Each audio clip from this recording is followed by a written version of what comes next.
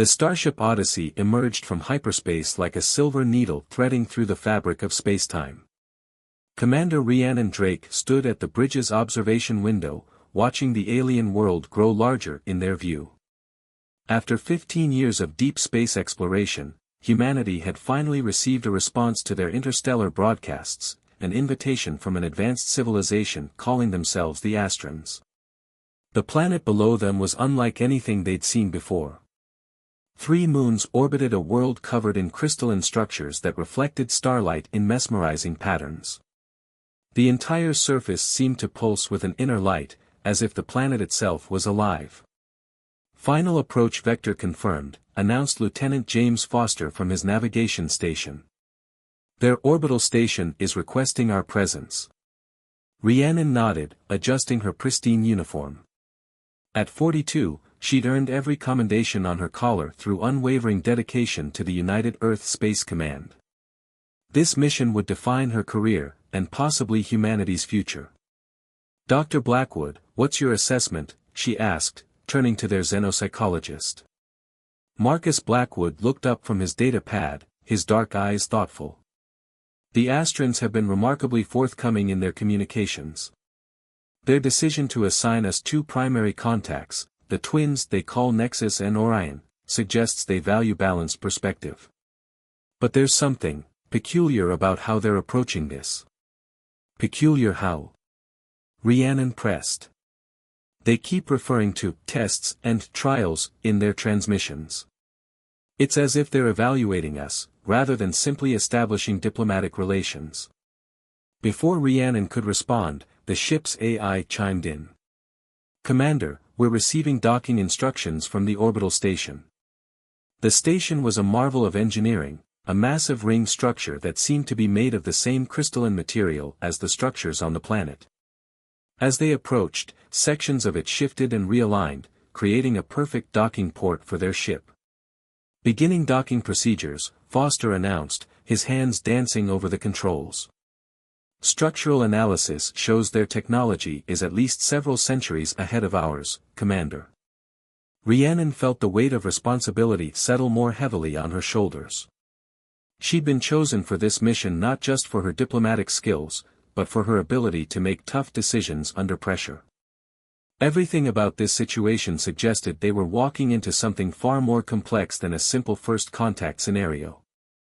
The docking procedure completed with a gentle shudder through the ship.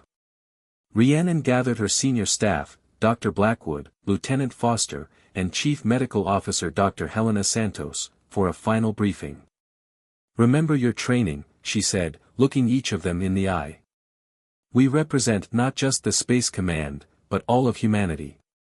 Whatever tests these beings have planned for us, we show them the best of what humans can be." The airlock cycled, and they stepped into the alien station.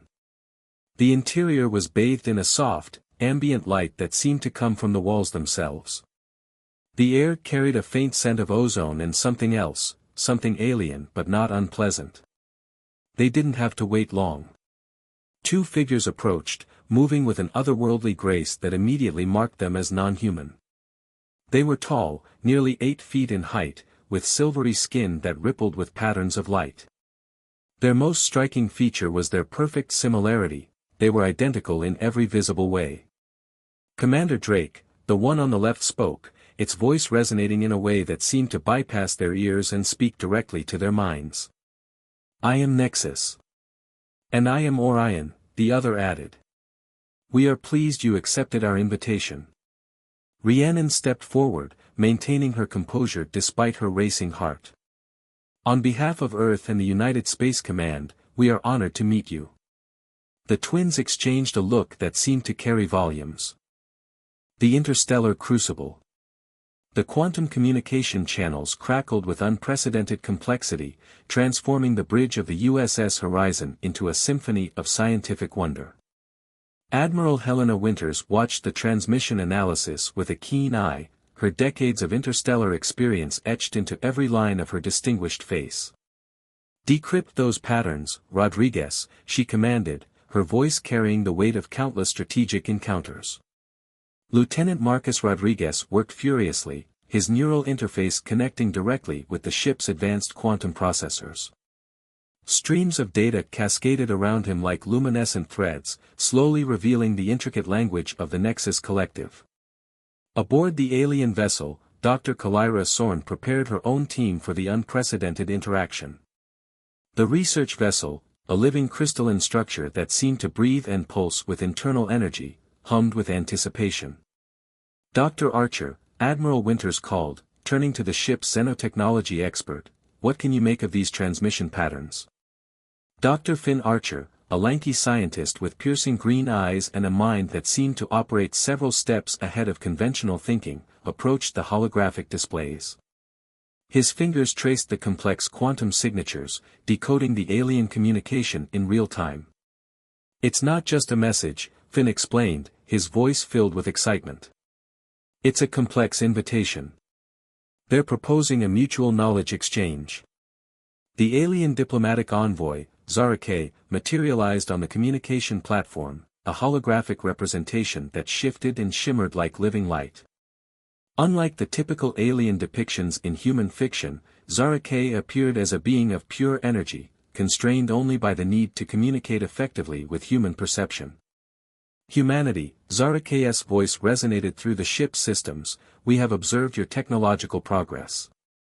You stand at a critical juncture in your species' development." Admiral Winters stepped forward, her posture a perfect blend of diplomatic grace and military precision. "We are prepared to engage in dialogue," she responded, each word carefully chosen. The quantum communication intensified. What began as a simple first contact scenario was rapidly evolving into something far more complex. The Nexus Collective was not merely making contact, they were testing humanity's potential. Dr. Kalira Sorn's research team began transmitting a series of scientific and philosophical challenges. Each transmission was a puzzle, a test of human cognitive capabilities that went far beyond traditional communication protocols. "They're evaluating us," Dr. Archer whispered, his analytical mind racing. "Not just our technology, but our adaptability, our problem-solving capabilities." The challenges came in waves. Quantum mathematical equations that would stump most advanced scientific teams. Philosophical conundrums that required simultaneous logical and emotional processing. Technological scenarios that pushed the boundaries of human understanding. Lieutenant Rodriguez's neural interface began to strain under the complexity of the transmissions. Sweat beaded on his forehead as he processed information at speeds that seemed almost impossible. "We're being asked to solve a series of interconnected problems," he reported. "Each solution reveals another layer of complexity. It's like a cosmic intelligence test." Admiral Winters understood the deeper implication. This was more than a simple first contact. The Nexus Collective was determining whether humanity was worthy of full interstellar recognition. As the challenges continued, the crew of the USS Horizon found themselves pushed to their absolute limits.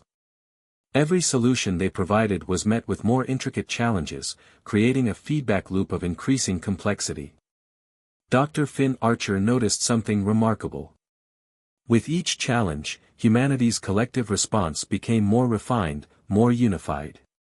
The human mind, when pushed to its limits, demonstrated an extraordinary capacity for adaptive thinking. Zarake's energy form pulsed with what could only be described as a form of cosmic anticipation. The human response was proving to be far more interesting than their initial projections. "Remarkable," the alien envoy communicated, the quantum frequencies carrying a hint of what might be interpreted as respect. The interstellar crucible was heating up, and humanity was being forged into something potentially extraordinary. Quantum bridges and cosmic challenges. The USS Horizon vibrated with an energy that transcended traditional understanding of physical space. Colonel Dmitry Volkov stood at the tactical station, his Russian heritage evident in his precise, calculated movements.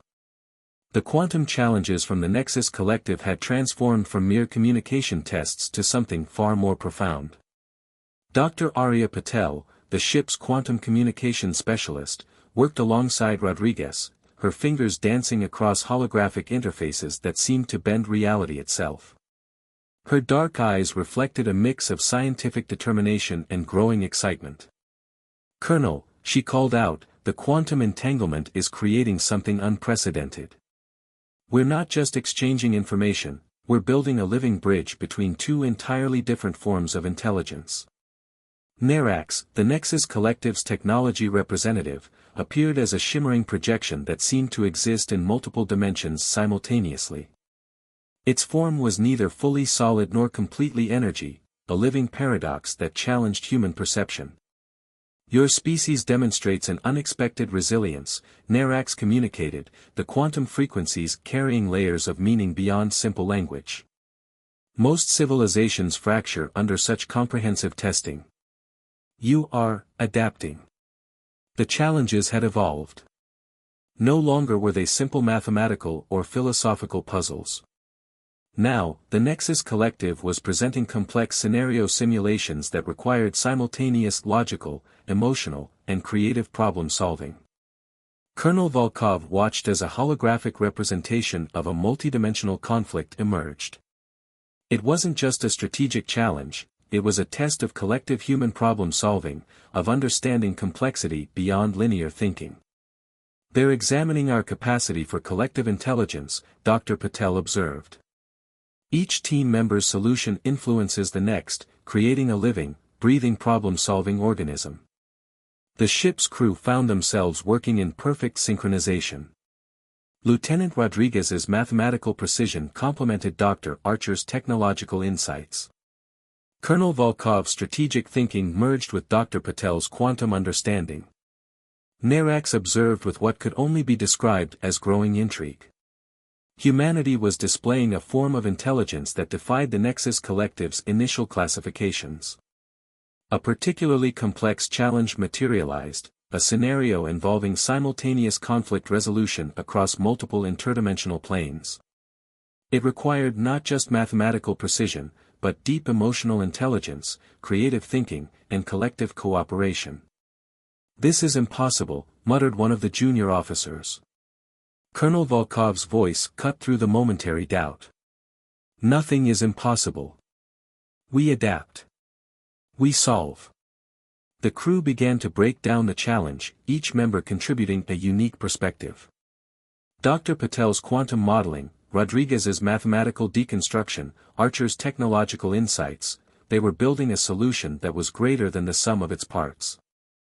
Nerax's form pulsed with increasing complexity. The human response was generating quantum resonances that were completely unexpected.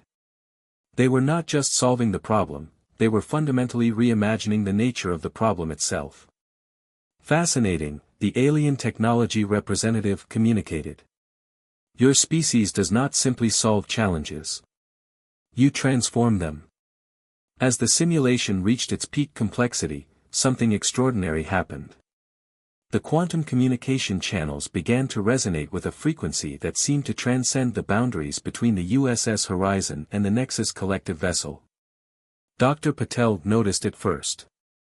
"We're not just communicating anymore," she whispered. "We're merging perspectives." The bridge fell into a profound silence. They were standing at the precipice of something truly revolutionary, a moment of potential cosmic significance. Colonel Volkov looked at the holographic displays, a subtle smile crossing his typically stoic features. Humanity was proving itself to be something far more extraordinary than anyone had imagined. The silent convergence. Captain Sofia Reyes stood at the edge of perception, her mind stretched beyond its previous limitations. The quantum bridge created between humanity and the Nexus Collective had transformed from a simple communication channel into something far more profound, a living, breathing connection that challenged the fundamental understanding of consciousness. Dr. Owen Bennett, the ship's xenopsychology expert, monitored the crew's mental states with increasing fascination. The prolonged quantum interaction was creating neurological changes that defied conventional scientific understanding. "The crew's cognitive patterns are synchronizing," Owen reported, his voice a mixture of scientific excitement and cautious wonder. "It's as if their individual consciousness is becoming part of a larger, collective intelligence. Krell-Tan, the Nexus Collective strategic advisor, observed the human vessel with what could only be described as a growing respect. The initial assessment of humanity as a primitive species was rapidly being dismantled. Your adaptation is unprecedented, Krell-Tan communicated through quantum frequencies that seemed to vibrate with living intelligence. Most species would have fractured under such intense cognitive pressure. The USS Horizon had become more than a spaceship. It was now a living laboratory of evolutionary potential, a crucible where human consciousness was being reimagined. Captain Reyes felt the change most acutely. Her perception expanded beyond the physical limitations of her body, touching something vast and incomprehensible. Thoughts that were once her own now seemed to flow like a river, merging with the collective consciousness of her crew and the alien intelligence surrounding them. "We're experiencing something beyond communication," she spoke, her words resonating with a depth that transcended traditional language. "We're becoming." Dr. Bennett carefully documented the neurological transformations. The crew's brain patterns were creating quantum entanglements that suggested a form of collective intelligence far more advanced than anything previously observed. Krell-Tan's projection shifted, revealing intricate quantum patterns that danced with living complexity. "You are approaching a threshold," the alien strategic advisor communicated. "Few species have ever reached this point of collective consciousness." The challenges presented by the Nexus Collective were no longer external tests. They had become a metamorphosis, a fundamental reimagining of what it meant to be intelligent, to be alive, to be a sentient species. Lieutenant Rodriguez, whose neural interfaces were now operating at unprecedented levels, began to see patterns of communication that transcended visual or linguistic representation. Mathematical equations became living landscapes of meaning. Scientific principles transformed into emotional experiences. "It's not about solving problems," Rodriguez whispered, his consciousness expanding. "It's about understanding the fundamental nature of problem-solving itself." Captain Reyes understood something profound was happening. Humanity was not just being tested, they were being invited to a higher plane of existence. The Nexus Collective was not an external force evaluating them, but a potential gateway to a more expansive understanding of consciousness. The ship's systems began to resonate with a frequency that seemed to blur the lines between technology, biology, and pure consciousness. Quantum entanglements created bridges of understanding that went beyond traditional concepts of communication. Krell-Tan's final communication carried a weight of cosmic significance. "You stand at the threshold of a new form of existence. Will you cross?" The silence that followed was not an absence of sound, but a pregnant moment of potential, a breath between what humanity was and what it could become. Captain Sophia Reyes looked out into the vast expanse of space, knowing that they were no longer just observers of the universe. They were becoming active participants in its most fundamental mysteries. Resonance of hope. The quantum convergence had fundamentally transformed humanity's understanding of existence. General Victor Randall stood at the epicenter of this cosmic revelation, his weathered hands clasped behind his back as he processed the profound changes that had swept through the USS Horizon. Dr. Elena Rodriguez, the ship's diplomatic liaison, worked tirelessly to translate the extraordinary experience into terms that could be comprehended by those who had not undergone the quantum transformation. Her role was perhaps the most critical, bridging the gap between what the crew had experienced and a broader human understanding. Ninala, the Nexus Collective's philosophical guide, appeared as a shimmering constellation of living thought, no longer confined to traditional communication methods. The being's presence was both everywhere and nowhere, a testament to the new form of existence they had helped humanity discover. "You have passed beyond the threshold of your previous limitations," Ninala communicated, the quantum frequencies carrying layers of meaning that resonated deep within the human consciousness. "Humanity is no longer just an observing species, you are becoming a participatory intelligence in the cosmic narrative." General Randall understood the magnitude of their journey. What had begun as a simple mission of first contact had transformed into something far more profound, a fundamental reimagining of human potential. The crew of the USS Horizon had become something new. Their individual consciousnesses remained intact, yet they were now part of a larger, more expansive form of intelligence.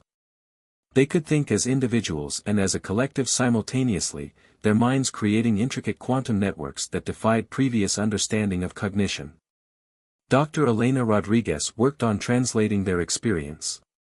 It's not about losing individuality, she explained in her reports, but about expanding our capacity for connection. We've discovered a new way of being, a mode of existence that allows for complete personal autonomy while simultaneously experiencing collective consciousness. Ninala revealed the true nature of the test. The Nexus Collective had been observing developing species across the galaxy, searching for those with the potential to transcend their current evolutionary stage. Humanity had not just passed the test, they had reimagined the very concept of testing. Most species, Ninala communicated, approach such challenges with fear or aggression.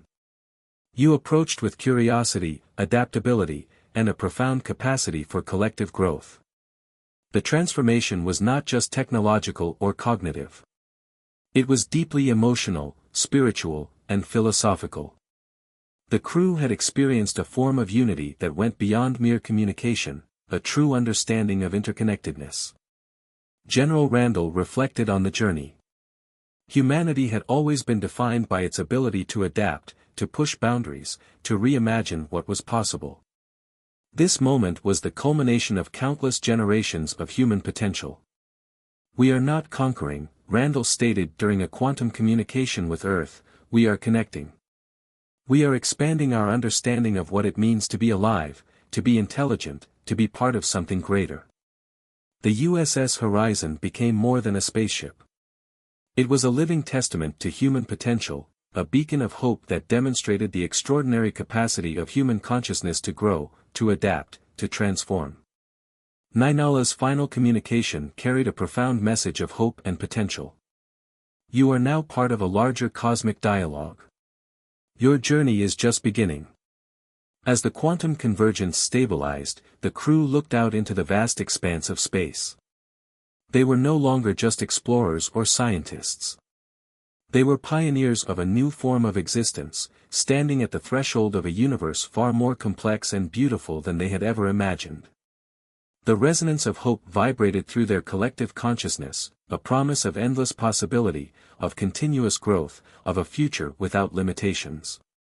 Humanity had not just made first contact. They had redefined the very nature of contact itself.